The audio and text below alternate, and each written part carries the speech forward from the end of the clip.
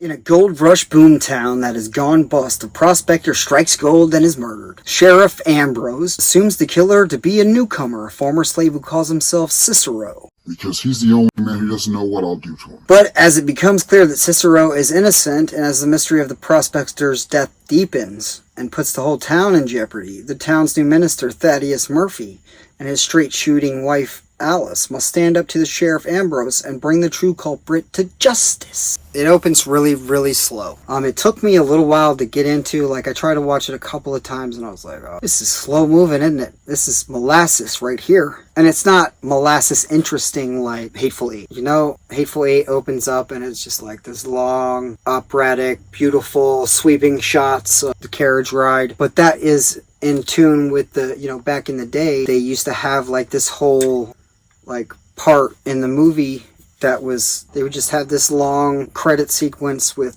music. In Hateful Eight, that's appropriate because of that. It's not interesting like that. It's not good like that. It's just drags on. It's like, why am I watching this? What else is on? When is this going to get interesting?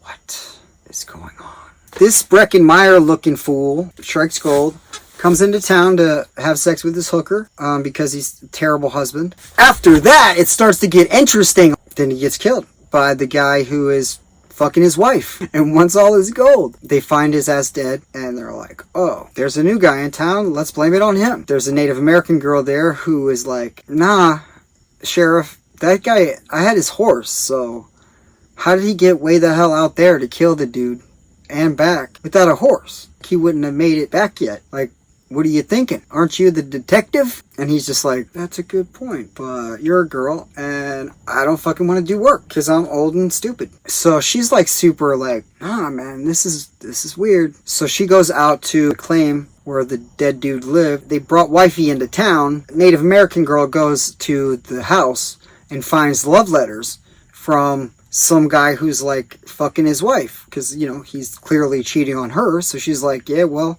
I'm not the one. She brings that back and she's like, yeah, so he's not the guy. I had his horse and she's fucking somebody else. And then she gets killed and they're like, what could have happened to her? I don't know. It's still the black guy, right? Not like even looking into it. They're just like, yeah, no, it's the black dude.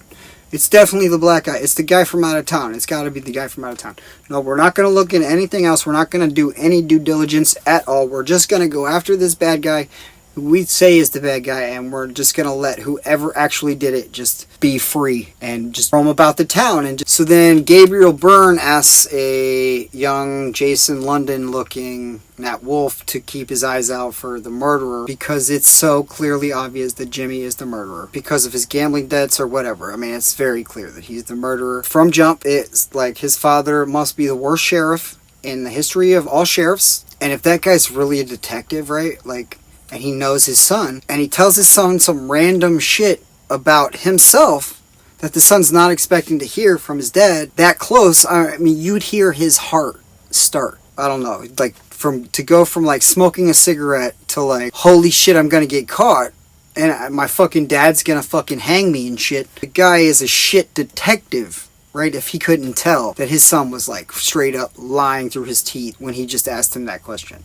The kid's heart would have been like, and he would have heard that. So he would have thought, like, why is my son, like, all freaking out when I just told him? It's so weird. You know, even if it didn't, like, snap to it, like, he would have thought about it, right? If he's a detective, he would have been like, what the fuck? Why the hell? Like, it was just bad direction or what? I mean, I don't even know. Because it's not like Gabe Byrne isn't worth watching or something. Like, clearly, it's the guy who wrote the letter who she fucking told on. So many signs pointing to somebody besides the bad guy. The lover of this bitch is, you know, the bad guy, right? So either the sheriff is aware that his son is the bad guy, or this is the worst sheriff since Yosemite Sam. Completely just the most idiotic sheriff ever to exist. The worst detectives in the history of detecting. I mean, maybe they sort of set it up because, like, the musicians are bad, you know, the hookers aren't hot, like, I don't know, maybe just like a town where shit is fair to middling, but mostly on the middling to bad side. Thaddeus Murphy, Thomas Jane, the Punisher. He's great in this. He's making coffins. He's like, yeah, that guy's probably innocent. The bad guy lets the guy go when the other guy's not paying attention. And so the guy's like, yeah, I'm getting out of here. You're clearly gonna just railroad me, so I'm going. So then when he leaves, they're like, oh, well, he ran, so he's gotta be the guy, right? Thomas Jane's like, yeah, no, it doesn't make sense that it would be him. Think about it. Like, it doesn't make sense at all. The guy's like, well, where are you from? And he's like, I don't want to talk about it. My past is my past, and I'm the preacher now. So it turns out Tom Jane is, Thad is, a bad guy. He was like a gunslinger, wanted criminal probably, and then like stole somebody's paperwork and became a preacher. He pulls a bullet out of the Native American. No, she got her throat slit. Pulls a bullet out of somebody who got killed by the murderer. It's a cult Navy, right? And then he finds, when the black slave guy gets shot, he pulls a bullet out of him, and he's like, you shoot peacemakers. I'm gonna dig up that guy, and if there's a peacemaker in him, then you're the guy. So he pulls the guy out of the ground, and it's a cult Navy. He's like, all right, you're not the guy. Like, hey, sheriff, he's not the guy. I pulled a cult Navy out of that guy. Clearly, the guy who has the cult Navy is the guy who shot him. Can't shoot a guy with a cult Navy if you have peacemakers. It's just not possible. But the sheriff is terrible. He's terrible. The acting is what you would expect from the people who are in it. Gabriel Byrne's great. Richard Dreyfuss is great. His boyfriend's great. Thomas Jane is great. His wife is great. Hooker's great. The other Hooker's great. Nat Wolff, does he just look like Jeremy or Jason London in this movie? Or does he just walk around looking like that dude all the time? I was like, is that what? Who? Huh? Yeah, I mean, everybody's pretty good. Like, the acting is fine. There's a couple parts I didn't believe at all. Overall, it's okay. I think they should have shot it on film because HD did nothing good for it. HD works for ideas like Westworld that I've never seen, but I heard about takes place today, so HD is appropriate, right? But this is supposed to take place in 1880 whatever, so film is more appropriate. It just is. I think they should have shot it on film. I don't feel like this was an A-list movie. A lot of shit missing, like as far as production value goes. Felt a little made for TV. Not entirely, but a little bit for Western. I also did not like that there is violence against Native American women. It's historically accurate, but we don't need to see it, okay? It doesn't need to be perpetuated.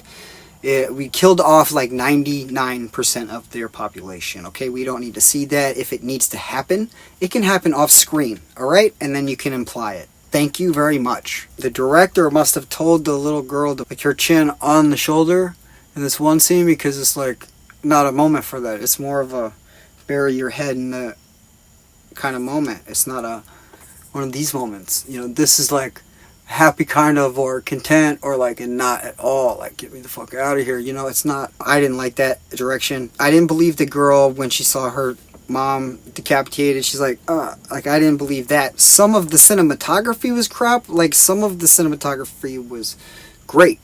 But then, most of it was a little inconsistent. Inside looked great, and then the outside looks great sometimes, but then sometimes it looks just washed out and barren, not good, and fake. Maybe somebody got sick, and they couldn't show up that day, or they just couldn't get it to match. Or the person in charge of matching was just not doing their job. The stunt choreography was garbage. There's this one scene where, you just raise your hand and I'll just pick you up. It's just weak. It's just bad.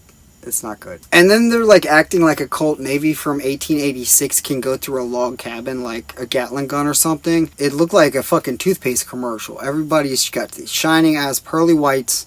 It's completely unrealistic for, the Wild West.